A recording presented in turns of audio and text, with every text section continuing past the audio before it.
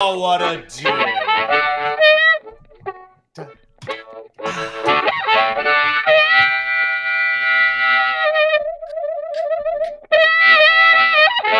Hi, friends. Nice to be back. Good to see you. My name is Dean. We had a good show for you today. We got some eclipse fun. We took the eclipse so seriously. Mexico didn't. We'll talk about that coming up a little later on in the program as well. We've got some Alex Jones PP stuff to get to. Alex Jones is making his foray into Canadian politics. I love it. I'm one of those guys that doesn't have a problem with it. A lot of people seem to, but whatevs. We might even get to hot dogs as always. Joining us on the program, Lachlan Cross. Lach, you there? I'm hello? there. Yeah. Hello? Yeah. Can you hear me? I Hello? can. Hello? I could hear you the whole time. Yeah. Oh, you're such a. I do. I like doing that on Zoom calls with people who I'm doing friendly business with, where you'd be like this. Hello. What? Hello? What? Hello? Hello? Yeah. Like we're not all sick of Zoom calls. It's like, yeah, it's all we do all day still, even though we're allowed to go out and allowed to move around and do stuff. My wife works from home 3 days a week and then goes into the office 2 days a week. And she has what we refer to as Zoom fatigue. I don't even know if it's Zoom they use, but it doesn't matter. But they call it Zoom fatigue. It's a real thing, right? Yeah, total, it was technology that nobody knew existed, and as soon as the pandemic started, it was like everybody had to have it. Did you know about Zoom before the pandemic? No clue. I did not. No clue. Someone's like, "Hey, we can do a show on Zoom." I'm like, "What's Zoom?" We use OBS, and they're like, "Oh, it's way better than anything else. You got to use Zoom." And by, I would say, year 2 of the pandemic, when someone was like, "Hey, Zoom call, let's have a Zoom meeting, Zoom link," I'm like, "I can't do it. It makes me sick, even getting on a Zoom call. I'm so tired of Zoom calls." And joining us today to talk about that. You know what I thought was funny was the Zoom beat off. Remember? Oh, yeah, everybody was jerking off by mistake. Yeah, somebody would be, whacking it and it forget to turn their Zoom camera off. Yeah, and some big names too, like Jeffrey Toobin from CNN. He's like, they brought him back, and every time I see him, I'm like, "That's the whack-off Zoom guy." Joining us to talk about this and much more, including Hockey Helps the Homeless. This is kind of a treat. I've known this gentleman, as you have, for about 20. One of my favorites in the business, if I'm being honest. 23? I think I've known this gentleman for 23 years, since he was 40. I don't like to do the math. I'm doing the math now. So he was 40. I was like 20. Yeah, I was like 28, I think. Yeah. 51. Hockey Helps the Homeless. That'll be it. 23 years. And the industry that you and I come from, music industry, radio industry, right? Back when radio was cool and they used to break music, you had things in your life called music guys. Now, music guys were record reps. Representatives from different companies, Universal, Warner, Sub Pop, that was in the States, all the record companies, because that was the only way back in the day that you could actually become a musician who got paid. You got signed to a major label. Well, that doesn't exist anymore, right? So anybody what can do whatever. Record reps would do is they'd show up at the radio stations with drugs, booze, and give drugs to all the radio people, right? Like cocaine only and heroin and stuff. Only the good record reps. Would do that. And it wasn't coke. It was just they would always have a credit card, if you remember back in the day. And I can see the gentleman that we're going to interview here in a second smiling in the background because he knows he's intimately familiar with what we're going to talk about. You would get the credit card. And so you would have like a big star come to town, like a Tommy Lee back in the day, or like Kings of Leon. And the record rep would go, "Hey guys, great interview. Thanks for doing the interview. Tonight we're going to this restaurant and I've got the company credit card. So come on down. We'll buy you guys Tommy booze Lee's all night." Solo stuff. He's got a rap band. Yeah. Tommy Lee decided to get into rap. Anyway, that was a great night too. I won't get into it. But there are music people, music guys, music girls that you loved. And there were music guys and girls that you hated, right? If you were in the industry.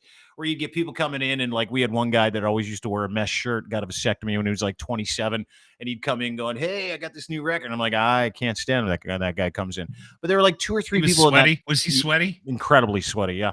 You know who I'm talking about. Yeah, I'm sure you do. Anyway, so there were like 3 or 4 people in that industry that would come into the radio station, and you'd be so excited to see them because they were just fucking great people all around. They loved music. They loved relationships. They brought booze. They used the company card. They were fucking just beauties. And there was one that stood above all of them. I would agree with you on this. All of them. in my history of working with record reps, music reps, people in the music industry, there's one gentleman that I trust more than anybody with anything, and his name is Steve Coady, and he joins us now. Steven! What happened to your face? Age. No, we talked about that in the pre-show. Yeah, when we got on. If you remember, I had a horseshoe mustache. You did? For years and years. And was it a Fu Manchu? Was it called a Fu Manchu? No, there's a story there that I probably can't tell even on a podcast. It was when U2 released the album Pop, and I was working that record, and I never did any stunt stuff that guys like I would do, like put on costumes and things like that. But I had been told before that I kind of looked like Edge from U2, bald. Yeah, a little bit. And I had a goatee at the time. Everybody had a goatee, but then Edge did the just to the chin sort of mustache. So I did that. Yeah, you had that for years. Yeah, years and years and years. And then pre-pandemic, I think it was the lazy summer of going to a lot of cottages and hanging out and just, whatever. Yeah. Just my beard started to grow in and it kind of came in a little bit. So Kelly kind of liked it. And people said, this kind of suits you. And you've had that other mustache for a long time, which I think was a hint to say you look like a douchebag for 2 decades. And then of course, the joke that in front of a good group of people, I said, so anyways, I decided, I guess I'm going to have a beard now. And Kelly said, what about me? You already have one. From what I recall from you telling stories, because I've never met your wife, but your wife is pretty quick, eh? Oh, she's a beauty. Yeah. And not even wife. Like, he's one of those dudes that, like, I remember saying, oh, your wife's so nice. He's like, it's not my wife. You guys have been living in sin for like 35 years. No, we got married 35 or 6 years ago, 34 years ago. But we've been together for 42 or 3. Okay. You and Kelly have. Yeah, again, in the music industry, that never happens, right? You're one of the no. I started out, I was a touring musician. Yeah. For the first 8 or 9 years of that. That's you being with Kelly? That's not good for marriages. No. Touring musician, Yeah, with a small child at home. Yeah. Looking back, might have done things differently. Yeah. A couple of random questions. Yeah. The music, is that you playing the harp, Locke? Yeah. Awesome. Do you like it? Do you like the intro? I still play Once in a Blue Moon. Is this it? This is the one you're running? Yeah, I think it is. That's Lachlan. That's him on the harp. He's like really good at it. I don't play it, so you would know if he's good at it. But I just went into the studio and recorded. I'm doing a cooking show of all things, and it's called Grease Fire. We just filmed the first episode like a week ago, and I just went into the studio. That was kind of fun. I don't do that very often. I stopped playing. I was in bands for years. Well, you knew that, but because I was with Zimmerman, I was in the Eddie Van Walen's there, and I was in the Bear band when I was at the Bear. I kind of put the band thing away, but what Mornings killed it because I was on Mornings for 9 years before being shit canned a couple months back. But I would play in the evenings and do weekend gigs and stuff like that, right? And if you're looking for someone to play Kelly's birthday party, he'll do it for cheap now because he's unemployed. I just want that's what you want. Just somebody standing in the middle of the room with a face piano. Yeah. It's awkward. Well, I remember you played harp with Billy Talent. Well, and I think you had me out with those boys from what the hell was that Winnipeg band? They they were a flash in the pan. Yeah. Beatles cover. Yeah. Son of a bitch. It'll come to me. This is what happens when you get guys who've worked together in some form, way, shape, or form for 20 to 30 years on a podcast after not talking for 10 years. Rusty. Like, what was that guy's name again? Yeah. Rusty. Rusty ended up in the Weaker Thans. It's going to come to me. Yeah. It'll come to us. And then, sorry, part 2, going back to how long we've known each other. So, Dean, we would have met when you were in Windsor. Yeah. So that was, when was that? I came, okay, 2000. here's trace it back. Okay. I moved to Toronto almost 30 years ago. Okay. And at that time, my territory would have included Windsor. Okay. But I changed labels a couple of times. So sometimes it's a little hard for me to pinpoint which label I was at. But I certainly remember us putting a busload of people from Toronto when you were here and going down to see Tool at the State Theater in Detroit. Yeah. We went and saw Tool at the State Theater in Detroit. So I was on the bus. You were on the bus. That was a great music trip. I believe you came to Windsor too when I was doing radio there for an Our Lady Peace show, if I'm not mistaken. Were you there for Our Lady Peace? That sounds about right. Yeah. You're in the change room. That's where I was. That's actually where I met Rain and the gentleman. And I'm still friends with those guys to this day. Yeah. But yeah, you came down there for that.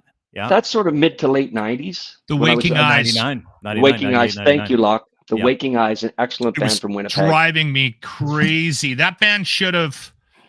I'm sorry to interrupt. That band should have made it. Yep. There was a lot of bands that should have made it. So I failed them. No, you didn't. No, you know what? I think the industry at some point, and I don't know where it was. I remember being pulled aside and being told that I was one of the last guys adding new music, and what was I doing? Right? Like I remember being questioned by the gatekeepers, the people above me. Like, why are you doing this? Like, why aren't you just following the charts? We got really lazy in the business at some point, and it hurt the business as a whole. Listen, the record business made a lot of mistakes, especially when they tried to sue technology out of existence for the third time in the early 2000s, and then lost all their money. In hindsight, that was funny. Yeah. When the record companies thought they were a bank and forgot that they were good at being a promotional vehicle for the music industry, that was another. But radio has made multiple mistakes, and that lack of belief in playing something and giving something a chance because it's good and it's worth it for people to hear, that ship sailed, it's a big reason why radio, in my opinion, is failing so miserably right now. You got nobody that takes a chance on new music. So, and rock lived and died by the people that were putting records on that took a chance on albums. And the Waking Eyes were releasing music around the time when that started to become a thing of the past. Am I wrong? It's probably pretty bang on. Yeah. But I think that, the radio piece is interesting because, and anyone would say this, that it's sort of like, it's very centralized now. But I think the best way radio works is, like, for instance, when you were at Power 97 and you added records because you thought they were the right records for your station, for your audience, for your market. Winnipeg is a rock town, and something might work there that someone in Toronto or Vancouver who was overseeing would go, I don't know about that. Well, you're not in Winnipeg. I do know about that, right? So you were able to kick back on stuff like that, and that's less and less that happens now. Yeah. Except for smaller market stations that are privately held, or even like in Toronto, Indie 88, it's owned by an individual. It's not owned by a corporation, and they're very, very adventurous musically, and they'll step outside of their format or their perceived genre of music. But the interesting part, and it's fun having you here, and I want to get to a bunch of stuff, but while we're on the radio and the decline of radio and the shift in the music industry over the past few years, and we kind of led with that, right? Like back in the day, the only way that you could get relevance was signing with a label. A&R was a big deal. You'd have to have people come and see your show, and then you'd meet with someone like you, or maybe like a John Davies. They would go, okay, we want you to meet all these people. That whole model, that funnel in the music industry is gone, right? Obviously, any YouTuber can become anybody. Anybody can come out of nowhere. You got people that are able to put any songs on Spotify and stuff. And so, I don't know if the shift from radio is one of those ones where it's like, hey, listen, music doesn't break here anymore, so no point in doing it. But if you back that off, was your retirement, because guys like us that aren't in the industry anymore don't see a point in doing radio because there's no adventure anymore, and the model has changed so much that it doesn't require any talent to do that job. But in your business, the decline goes hand in hand, right, of that industry, and it's because of shift in habits, shift in distribution. So when you look at the music industry now, do you get it? Do you see how it works and why it works? Or are you one of those guys that's like, hey, like us with radio, hey, listen, no interest in that industry because it's not good for me because I don't understand the model anymore? Yeah. Well, here are some things. I always lead a discussion like this with my disclaimer, which is fuck do I know. Radio doesn't measure itself well. Like the ratings are not collected very well. But if you see the right research, a lot of people listen to the radio, and a lot of people actively and passively listen to the radio, right? Yeah. So someone might say, no one listens to the radio. Well, if you're on a road trip, maybe you have something in your car, you're listening to a podcast or satellite radio, which is sort of constant.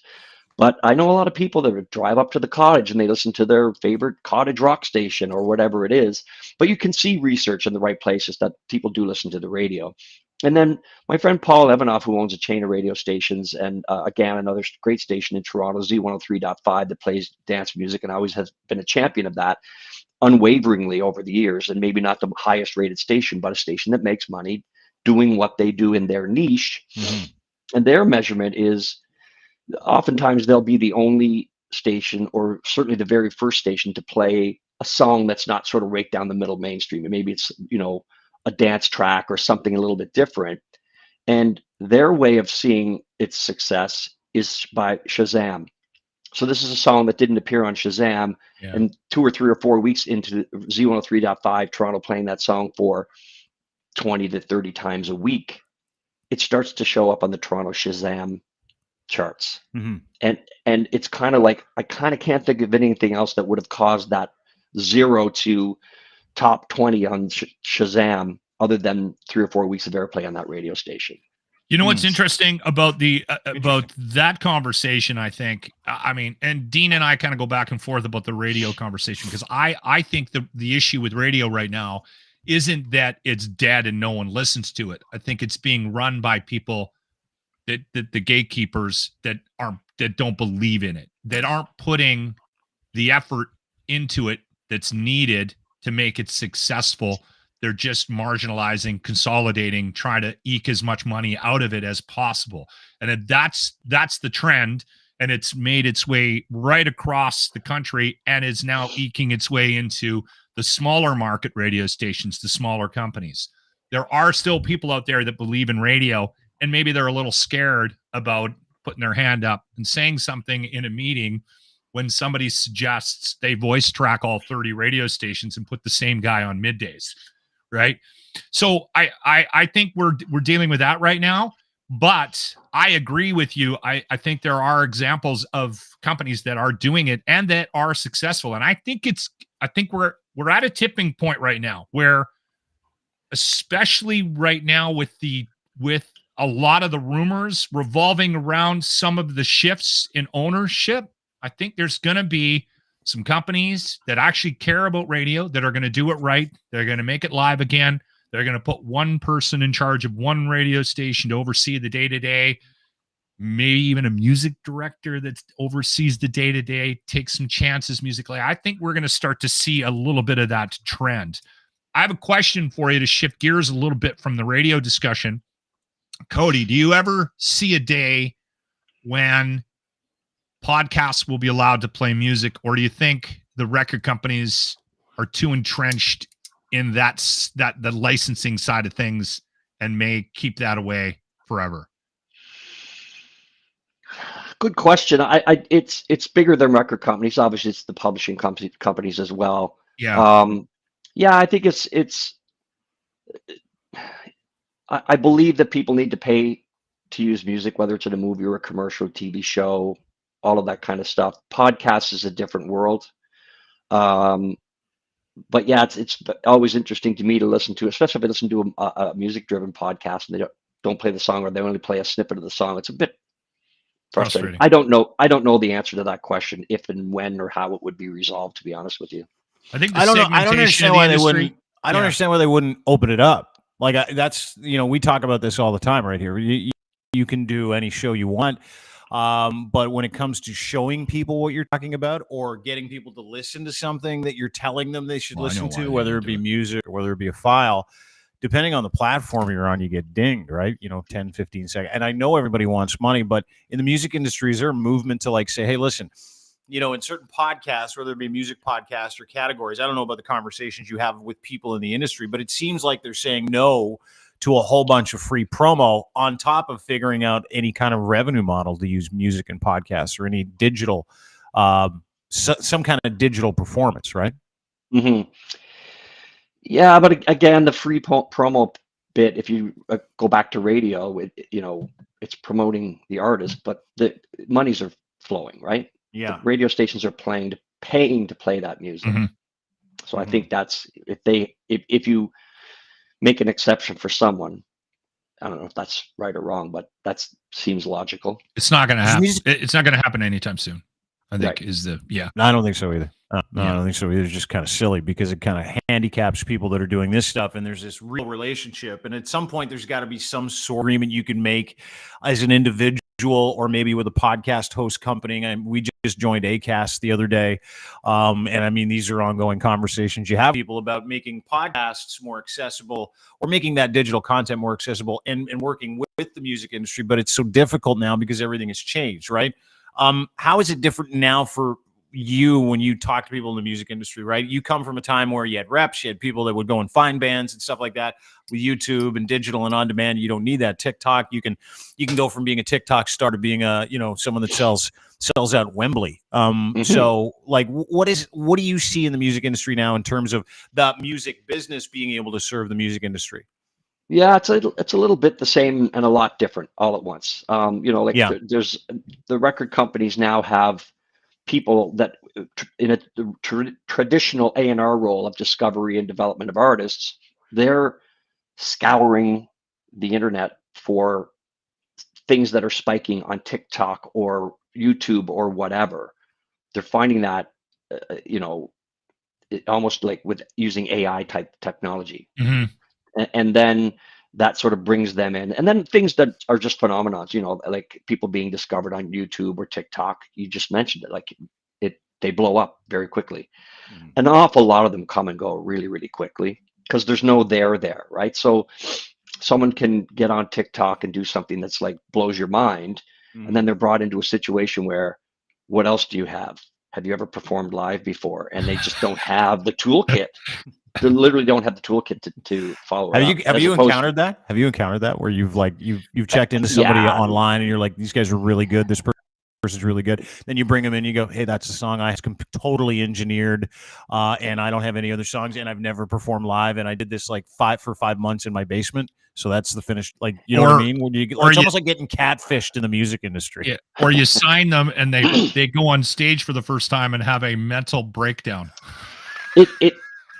I'll answer it in a different way because it wasn't something that we encountered in Canada so much, but obviously in Canada we represented the labels from around the world. Mm-hmm. So anecdotally, someone will come in and say, okay, in the marketing meeting, okay, the LA office has just signed this artist. They have 800,000 million views on TikTok and blah, blah, blah. Mm-hmm. And they've got this song and they're going to rush it to radio and they're making a video and this is going to happen. And it becomes the priority. And so sort of like all hands on deck, fire drill, let's get this out there. And of course, you're working on tons and tons of other domestic and American and international acts at the same time. But you've been told, we got to get right on this one. And without exaggeration, 3 weeks later, you'll be in the same meeting and that person's name doesn't come up. That artist's name. Next. Yeah. Because it got rooked. Because whatever. Just there was no there. And they realized also, when they brought him in for the staff meeting to play in front of the staff. At lunch, remember when you guys used to on the do side that? of his head, the size of an apple. You'd bring in. I remember Coady would bring in like sandwiches and soup and stuff like that, and you'd have some burgeoning artist come and play in the boardroom, and that's when the separation begins, where the guy's like, I don't know if I can do this. And you're like, dude, see the guy sweating. Yeah. Clearly tweaking because he couldn't find cocaine when he hit the Toronto airport. These are night. You're going to go into a room with a bunch of really nice people. It's going to be chill, just like with your friends or whatever. Yeah. I've never done this before. I'm scared. You know what's funny? I think about this conversation for me is because I'm remembering all the like the Coady stories, and I'm guessing that you have a lot of stories you can't tell. But even before we were on, Dean was like, "We got to bring up the kid at the urinal story."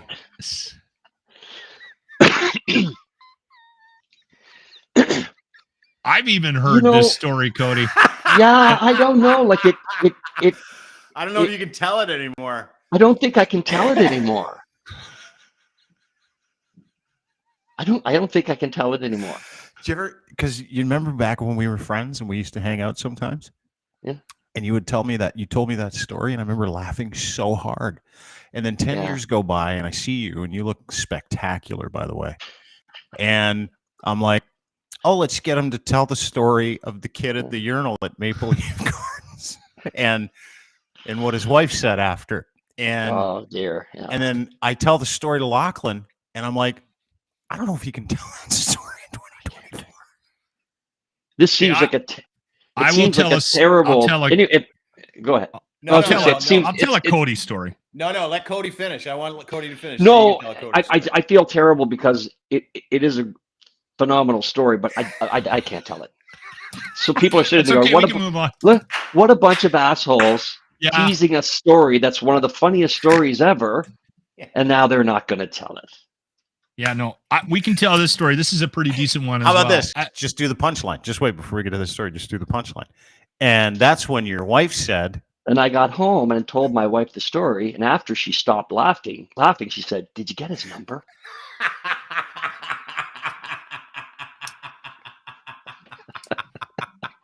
That's awesome. So Billy Talent signs to Warner Music Canada, and you're going to introduce him to a bunch of radio idiots. So Coady plans this trip to Vancouver, to Whistler.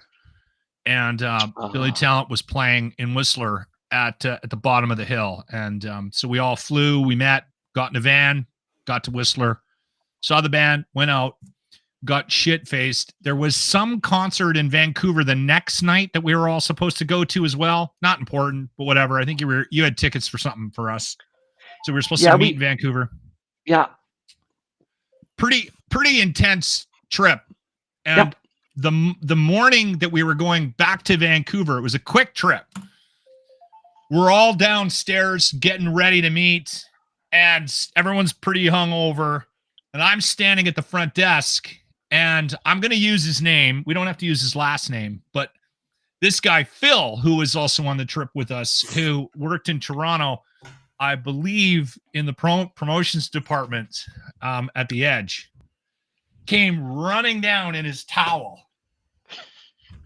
And he's standing in the middle of the front desk area. And he just starts yelling. He goes, "I have had an accident in my room, and someone needs to come up right away."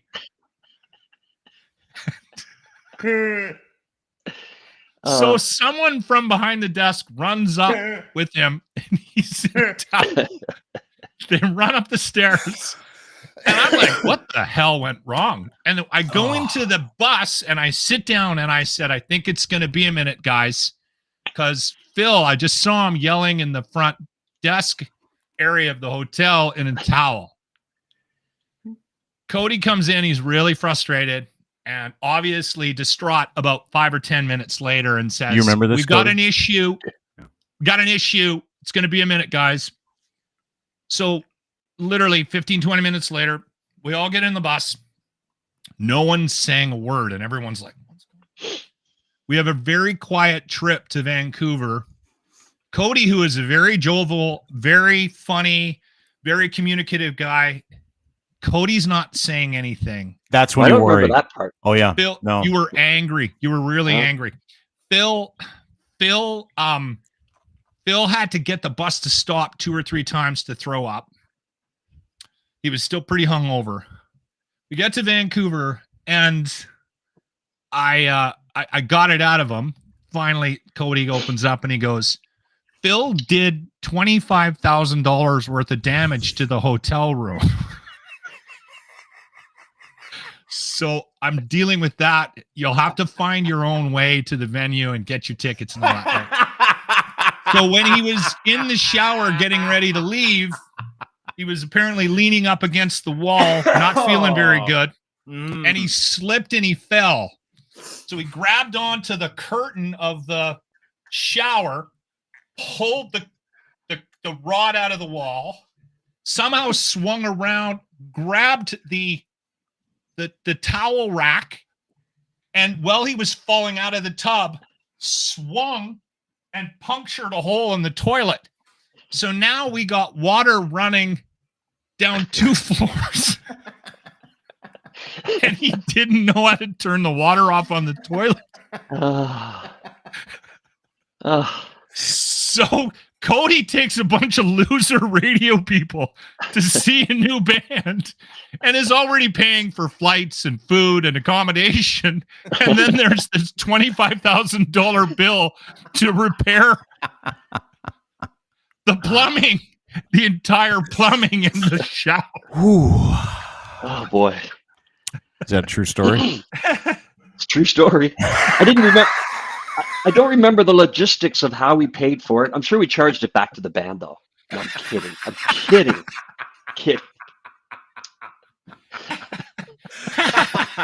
But that's the kind of shit you had to put up with all the time, right? Because you know this to be true. Like when you go out with radio people, you're not going out with the most controlled or disciplined individuals. No. Who's dumber, musicians or radio people? Yeah. You occasionally would get it. It was always fun to do that. Like when you had the budgets and you had the approval to, like, we really believe in this artist, let's fly some people somewhere to do something, or bring them into Toronto and put them up in a hotel and take them to dinner and do these things. It's really good, and I think it's an important thing, and it makes the radio people feel, that they're just appreciated, and they are. Yeah. But I couldn't count on 2 hands the amount of times that someone would get into a situation like that and, like, completely go off the rails. Yeah. Like, okay, it's an open bar, but that doesn't mean you need to drink 17 beers. Can I ask you a question? Mm-hmm. Did you ever, because I don't remember, was I ever one of those guys? No. The story that comes to mind, back to going over to see Tool, and you were in Toronto, right? So we went down on the bus. We stopped in London and picked up some people, and maybe also St. Catharines. I can't remember. Anyways, but you and I got off in Windsor to visit some friends there and maybe have lunch or something. Yeah. And others were upset that we weren't staying with the group, even though we were just 2 of 20 people or something. Well, but let's be fair. I mean, we didn't want to hang out with those people. I wasn't going to say it that way, but the story I remember is that they got there, and because they didn't have us there, or more specifically you, who knew the area and had some, street smarts, someone directed them into a field to park the bus. Do you remember this? This vest, park back here. Oh yeah, no, come on. And told them it was $150 or something to park the bus in this field. Yeah. And they gave him $150 US, and the guy just walked away. He had nothing to do with any sort of parking or the event or a bus. Like, what? So they didn't get a receipt. Well, the best part was the bus driver was like, "I'm not paying it," and then all the radio winners and record people had to ante up U.S. money, and everyone's like, "I don't have any U.S. money," so they sent people to go get U.S. money. We came back from a delicious tunnel barbecue lunch. That's what it was. Yeah, yeah, it was. It was incredible. All sauced up with ribs. I think I had about 16 drinks because I was a radio guy. I remember, and I'm like, "Cody's paying. Let's have gin." And then you get back, and they're like, "Where the fuck were you guys?" And Coady and I are like, "We just had lunch with, like, normal people." And they're like, "Well, yeah, we just got taken for 150 US. Some vagrant told us to park. Took our money. And now we have to move the bus, so we're at $150. I'm out of work now. I might start doing that at I Rogers think- Place. Do it around Rexall for Oilers games, right? That's like great. Oh shit, Yeah, that's I remember funny. That. I remember that. You're retired now, though, dude. You're done, right? You Yeah, pulled the almost pin a on- year ago. Yeah, You should tell the story about the kid at the urinal. No, not yet. can't do it. No, yeah, I think you should. You're retired. No one cares. Did you retire because you were ready to retire, or did you retire because the game changed? Or did you retire and just say, "I'm going to slow down and consult now with this sweet Letterman beard"? I just retired. What is that? What kind of explanation is that, Cody? And now I had dinner last night with a friend of mine who works in the industry because I'm tired of being retired, so I'm going to start. People have been calling over the years saying, "Hey, would you be interested in this? Could you help us with that? Whatever." And so I feel that I'm going to start doing that because mostly I'm not ready to be retired. Yeah. Is it one of those so- ones where you're like, I'm going to try it, see what it's like? Yeah. And you don't like it? Is that why you're getting back? Yeah. into it? I mean, so I was a touring musician from when I was a teenager, and Yeah. then I got a job in the record industry and did that for 30 years. Yeah. And so the first thing was I hadn't had a summer off since I was 14, so I had the best summer. Yeah. And then Kelly and I went to Australia for a month, which was kind of That's cool. awesome. Yeah. Isn't your daughter in Australia? Isn't she teaching or No, she had been there a long time ago. She had done some traveling when she was modeling, which was not a very long period, not a big part of her life, but she did spend some time there. Oh, okay, that's what it was. Anyways, then it was the holidays, but since the the beginning of the year, I'm just like going, what am I doing here? I love walking the dog. I never played so much hockey in my life, but I missed the game. Like whenever I went out to the Junos in Halifax. First time ever as a sort of a free agent, so to speak. And it was just great, like just to be around industry people, radio people, artists, like that's the part of that I really missed the most. But you won't find, dude, you're not going to find anybody in the music industry that knows of Steve Coady or has met Steve Coady who won't say the same thing, right? Like that might be the best relationship person I've ever met. But also, I want to jump in here quickly. I also remember feeling the guys that gave a shit about music, which is why I got into the business. They were sadly not as many as you would think that were in the business, because in radio, it kind of gets beaten out of you a little bit, and in the record business, it gets beaten out of you as well. Coady had a passion for the music and the projects that and you knew that when he showed up and it wasn't a job. Yeah. It was a job, but he was pushing stuff that he actually believed in. And you told the company line and you told a story about, that's a priority, but you knew if you were sitting down with Coady, I was a music director, I was a program director for a period of time. Coady would not pull any punches. He would tell you that this is a band that you need to listen to. And so I trusted that opinion. And not everybody that came through that worked in the record business had that same passion for the music. Well, I appreciate you saying that. And certainly your remarks off the top of this were embarrassingly flattering. To say that I liked every artist that I was asked to represent or a song that I was asked to push to radio, etc. I mean, that's just not true, but I understood why it was a priority or why the artist got signed and why we needed to give it a try. Yeah. I would not inject my own, I don't think this is very good or it's not my style of music. That was never part of my thought process. And I also learned very early on to pick your battles. There were stories of people that worked in this industry, and you would know them, that they would come in every week and everything was important. You needed, this is a pressure. This is and that's just not the way it is. A radio station is going to add 2, 3, 4 songs a week if you're lucky. If it's a current based station, you got to pick your battles. You got to pick your spots. Locke might not add the Killers in Winnipeg. Just may never happen. He never did. He was like from what I hear, Lachlan was one of, if not the hardest program directors to ever deal with. Is that true? Not from my perspective. Well, Lachlan says it. Well, no, my personal experience was always. Reputation. That's all. Well, yeah, but I'm not going to go back to my hotel and start crying if I've come to visit you and presented something to you and it's not your cup of tea, or if I'm calling you and working you on stuff, and what you would do right or wrong is you just give me, you wouldn't bullshit me. Mm-hmm. Yeah. Right? I don't have time for that. Right.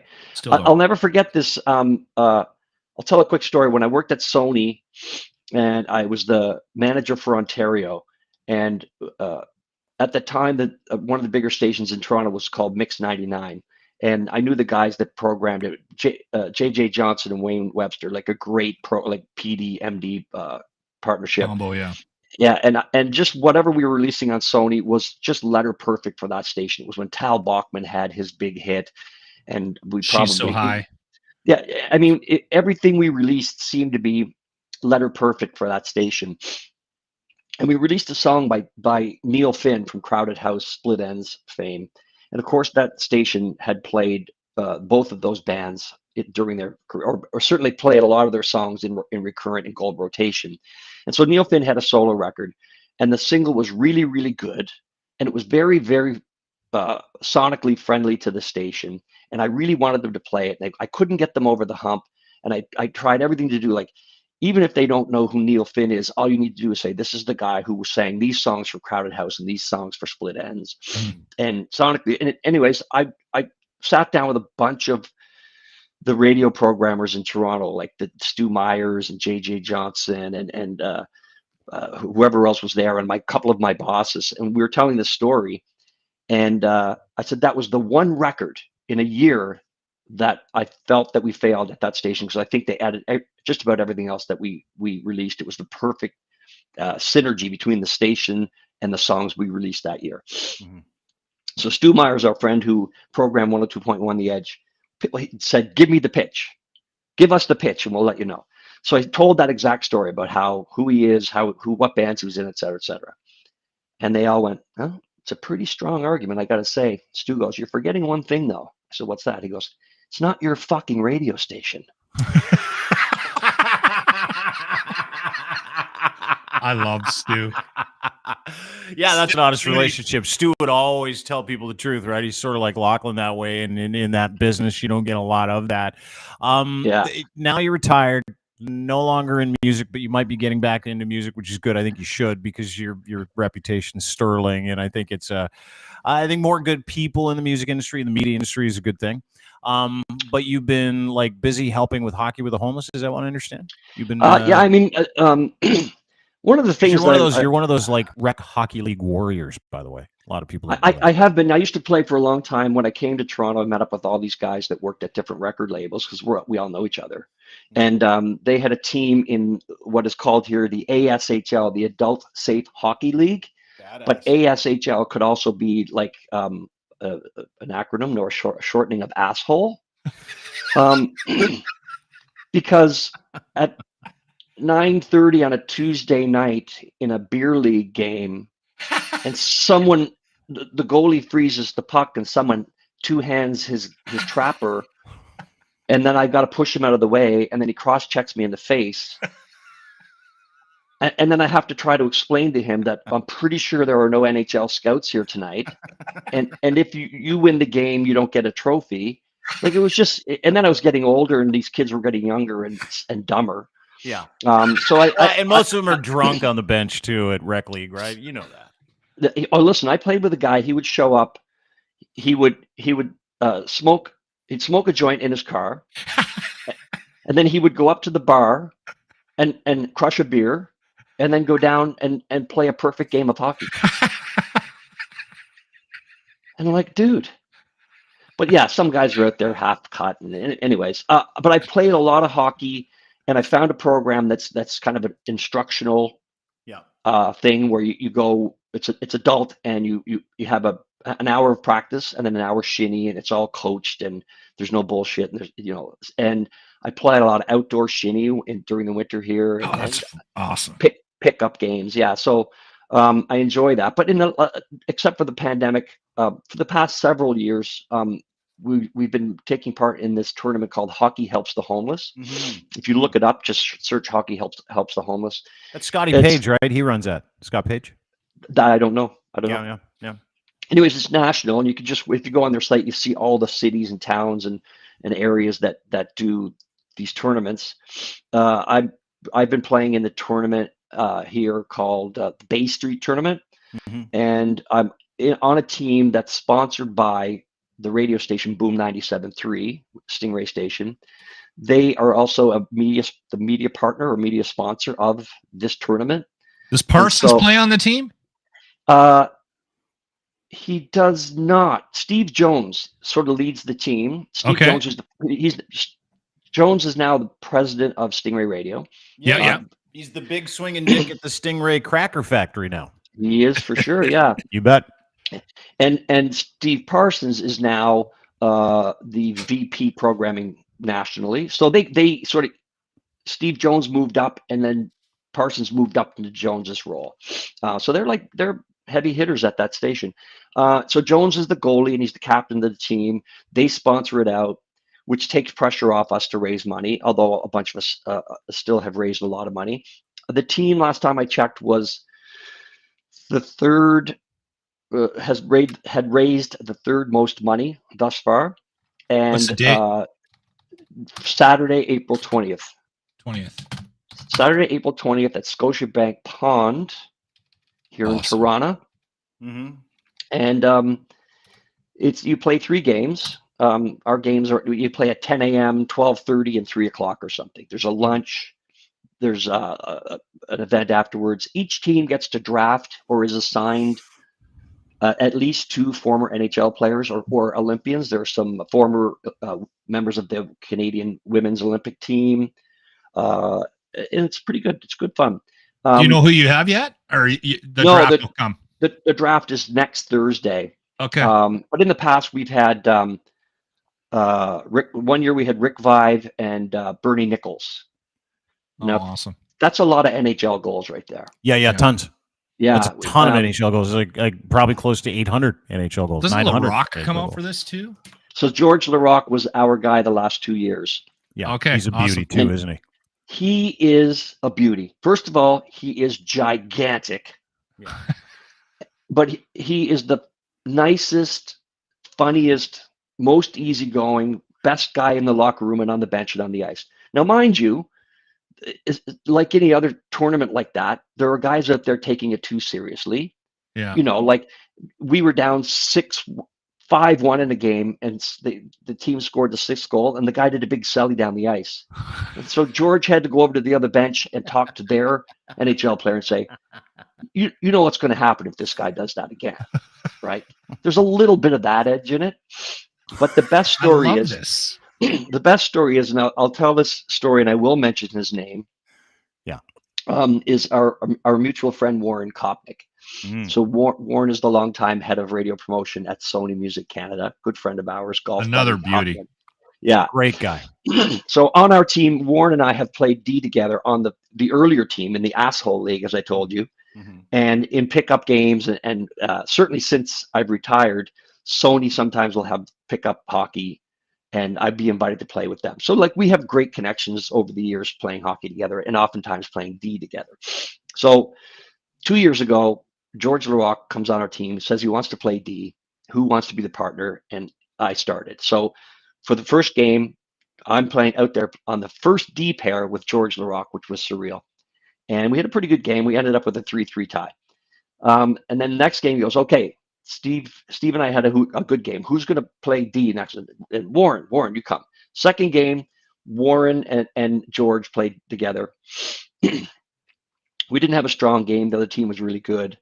And but George was really chirping Warren, pass the puck. And we get on the bench, like, what are you doing? Kind of grinding him a little bit. Seriously. Yeah, I like it. Yeah, no, but he wants everybody he wants everyone to do well. Yeah.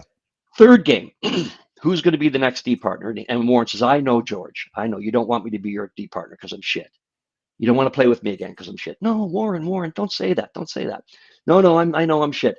Warren, please don't say that. You're not shit. shit is better.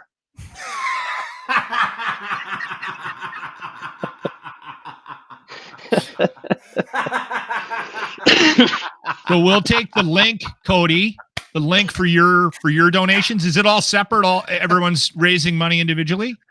Yeah, but I mean, yeah. So if you could use my link, I much appreciate that. Yeah. It goes to the team and ultimately to a foundation in Toronto called Eva's Place, which is specifically looks after homeless youth. Perfect. So that's awesome. Good for you, man. I'll tell you what. There's a guy on our team, Todd, who signed up as an individual and then was then kind of assigned to our team a few years ago. And he's raised over $10,000 or $11,000 or $12,000 himself. Oh, that's insane. And but the story is, he's from Toronto. He's been living in Florida a long time. He has a brother who has mental health issues, who is homeless. Wow. And so his way to help, to give back in any way, is to raise a lot of money, play hockey with these dudes to raise money for homeless people. That's awesome. Yeah.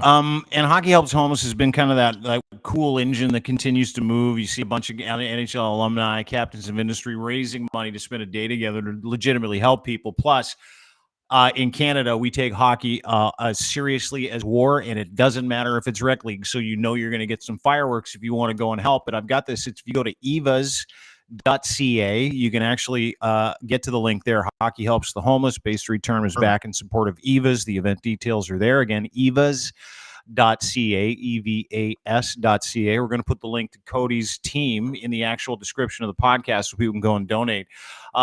Like everybody that's got a heart, like everybody that wants to give back, Steve Coady is one of those guys that puts his money where his mouth is, and really appreciate you coming on to talk not just about Hockey Helps the Homeless, but a little trip down memory lane, a couple of stories we can and can't tell. Yeah, I really appreciate that.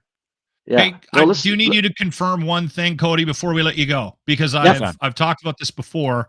So there was a period in time when I was doing those world album premieres, the WAPs for Canada. I was on the list of like Alan and Dunner and I and a couple of other people would do them.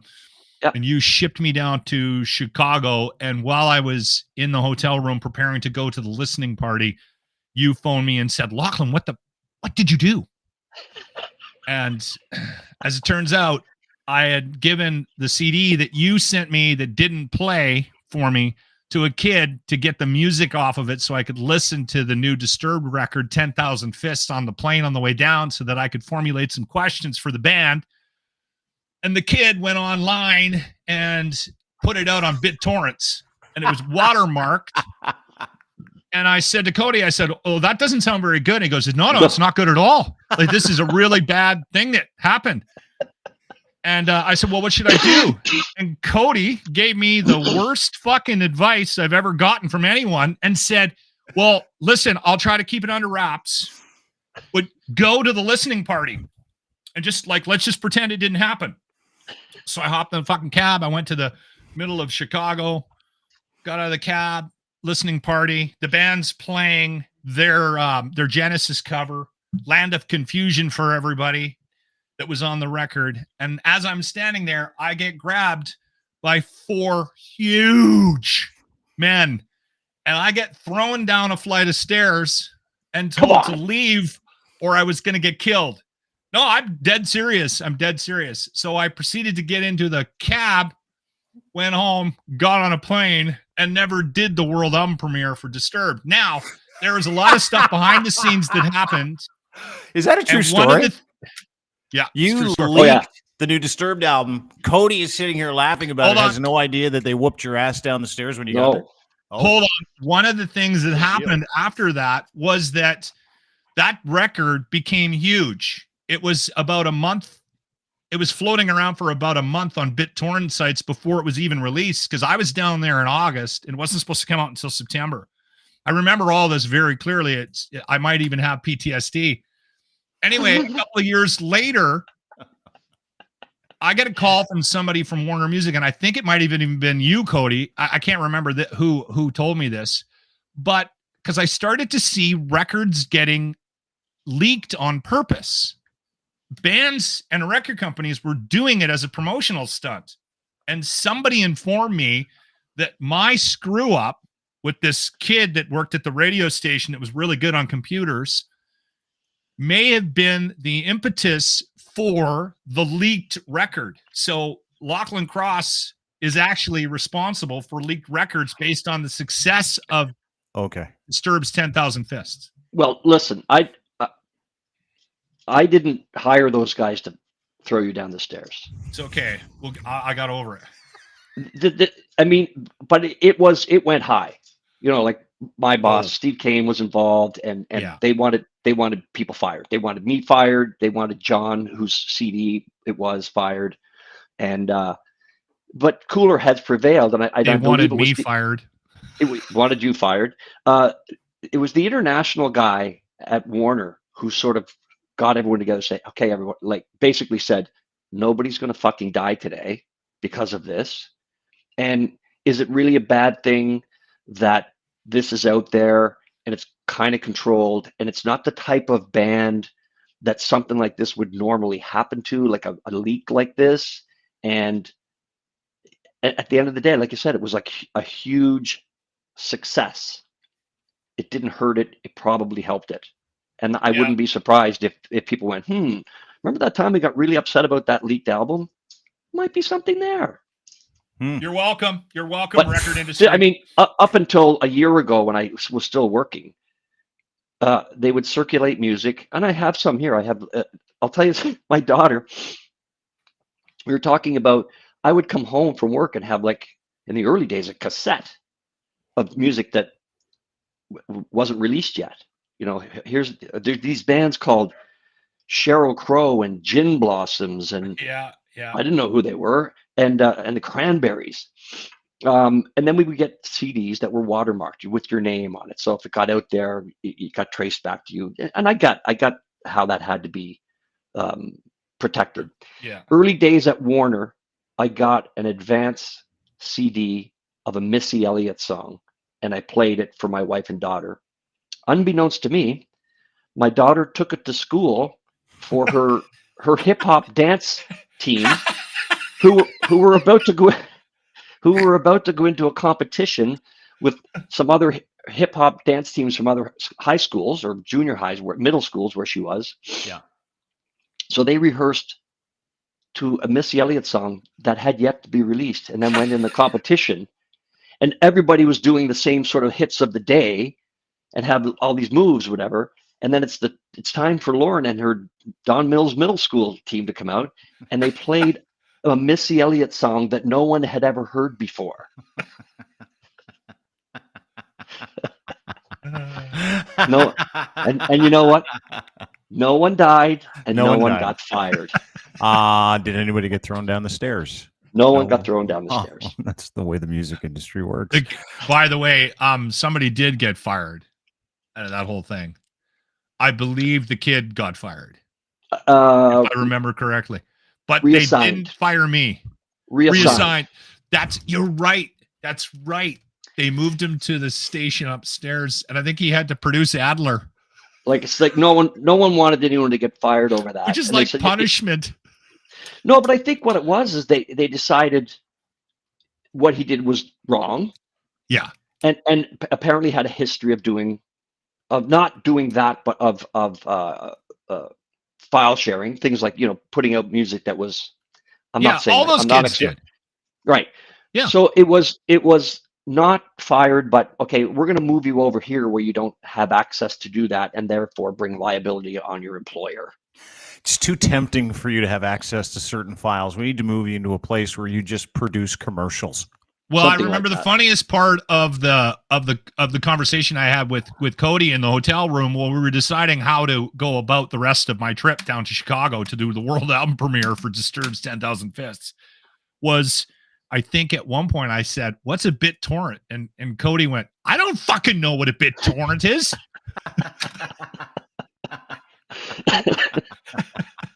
I don't know what a watermark is. Yeah, none of us knew what the hell any of it was. Yeah, what's a CD? Remember those? Remember when you come in with a CD? You'd come in and go, "Hey, I got a CD for you, Dean." Remember that? Yeah. I miss fun those stuff. days. Good stuff. Do you still have access to the company credit card, or is that done? No, that's done. Although Okay. the funniest thing is probably 6 or 7 months after I retired, I got a piece of mail came in from Amex. I'm like, that's funny. Open it up, and my bill was 2 months past due. And I'm like, okay.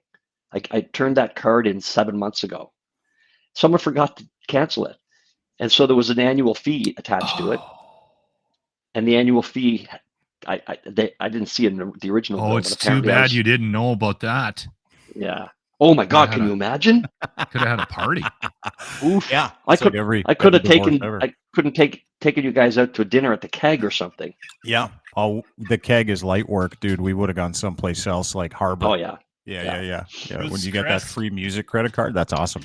Well, the last time I did that, by the way, because it's very rarely done for the past many years. Oh yeah. But I worked the last Nickelback record, and we did what we used to do. We flew a bunch of people to Vancouver to have dinner with Nickelback at Gotham, which is like super expensive steakhouse, and that's where Chad, that's his joint, right? That's where he goes. We had a private room downstairs. It was the band and their wives and girlfriends and the management team and their lawyer and a bunch of radio people, and it was just like full on. Now they came through Warner through a distributed label, so it wasn't like I couldn't just say I'm going to spend this much money. It was like, okay, we're going to do this. Here's your budget, and I'm like, I don't know if I can pull that off, but let's see what we can do. But I had a conversation with the band's manager, and it was a night where I'm sitting there going, "There's no way we're staying on budget here, and I'll just have to deal with it when I get back." I can't say no. Sorry, Chad, we're not going to have another bottle of wine. Anyways, the manager asked, I love these what stories. my budget was. Yeah. And then at the end of the night, I knew it was going to be over. And he said, you got a second? So the manager and tour manager took me up to the bar and said, all right, we've covered the tip. Or what they said something that didn't make a lot of sense. Yeah. And they said, so when you get, I guess, we've covered the gratuity. So when you get the bill, and the gentleman here knows, you don't need to put a tip on it. Just get the bill, circle the total, and sign it. And I'm like, okay, fair enough. And the bill was exactly $1,000 less than what my budget was. And those fuckers knew what my budget was. Yeah. It was way more. Huh. And not only did they not put me in the position of going over budget, they put me in at $1,000 under the budget for the dinner. What a bunch of nice guys, huh? Right? Yeah. How awesome is that?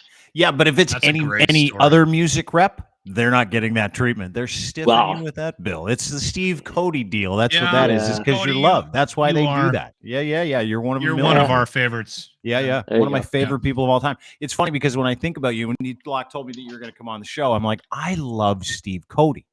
And he's like, that's all you hear when you talk to people. I love Steve Coady too. Like, I don't know one person that has a bad thing to say about Steve Coady. That's why those things happen. That's karma because you're a good human. It's a handful. Who? That's probably a handful. All right. Probably the same people I don't like too. So we're good. At the same time, we forgot their name.